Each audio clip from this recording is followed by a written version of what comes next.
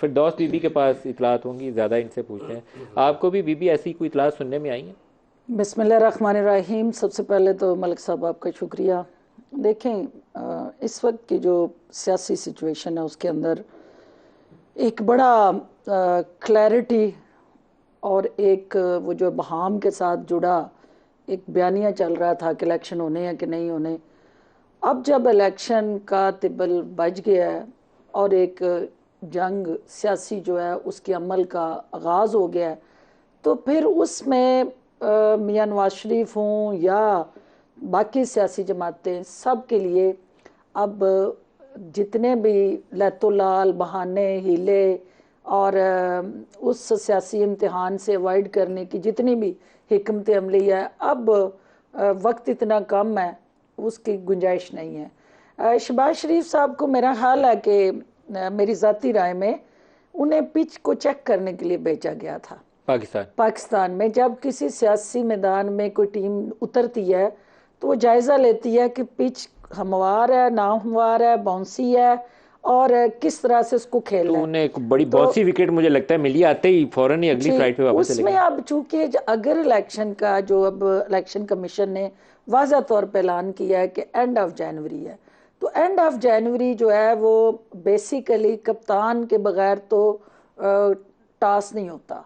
तो इनकी जमात ने फैसला करना है कि मियाँ साहब जो कि ये एडमेंट है कि वो आ रहे हैं, और वो क्या उस सियासी मैदान के अंदर उस टीम की सरबराही करते हुए, देखिए जो बेसिकली जमात के अपने ज़ाहिर एक अपना आपको यकीन है कि नवाज शरीफ ने 21 को आना या नहीं है? मुझे यकीन अगले 2 हफ्तों के बाद आएगा। अभी नहीं है, क्योंकि उस सिचुएशन को देखने के बाद, क्योंकि जिस तरह से नैब मुतहरक हुई है, जिस तरह से वो केसेस जो हैं वो दोबारा से अदालतों में एक्टिवेट हो रहे हैं, या जिस तरह का एक कह लें कि एक ऐसा माहौल बन रहा है कि जिसमें एहतसाब की तरफ चीज़ें जा रही हैं, तो एहतसाब और इंतहाब के दरमियान जो गैप है उसके अंदर खेलना हर सियासी जमात ने किस तरह से है, ये आने वाले 2 हफ्तों में फैसला लेकिन नवाज शरीफ का बयानिया जो है, क्या प्रोड्यूसर साहब हम वो नवाज शरीफ का स्टेटमेंट चलवा सकते हैं, जनरल बाजवा वाला और वो जस्टिस एजाजुल हसन?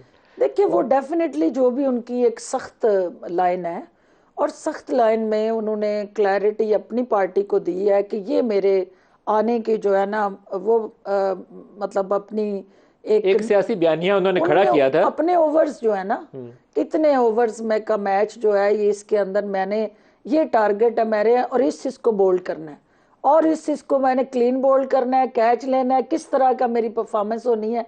लेकिन एक अहम बात जो है मलिक साहब, जो भी हालात सूरत हाल हो या इनके फैसले जो उस पर इम्पैक्ट क्या होता है, वो इनकी पॉलिटिकल स्ट्रेटजी और हिस्ट्री क्या एस्टेब्लिशमेंट से रद्दमल नहीं आएगा जनरल बाज या जस्टिस एजाजुल हसन के ऊपर? वो कहेंगे कि मैंने इनको कुटेरे में लाना है। तो जनरल मुशर्रफ वाला तजर्बा हमारे सामने मौजूद है कि क्या हुआ था। मेरा ख्याल है कि मियाँ साहब ने ये जो टाइम पाकिस्तान से बाहर गुजारा है, बहुत कुछ रीथिंक किया होगा, बहुत सारे हकायक को एनालाइज किया होगा, उन सारी चैलेंजेस को रीएवैल्यूएट किया होगा, फिर असेसमेंट करके एक अपने ग्राउंड रियलिटी बेस्ड एक हिकमत अमली बना के अपनी जमात के सामने रखी होगी, जो चंद दिन पहले आपने सुनी। लेकिन अगर वो उसका मकसद वही हमारी नूरी नत और मौला जट की बढ़के हैं और तसादम का रास्ता है, तो फिर उसके लिए मसाइल तसादुम, ये जो लफ्ज़ आपने बोला असल में यही वो चीज़ है जिसके लिए छोटे मियाँ साहब को वापस भेजा गया। लेकिन पहले स्टेटमेंट सुन लें।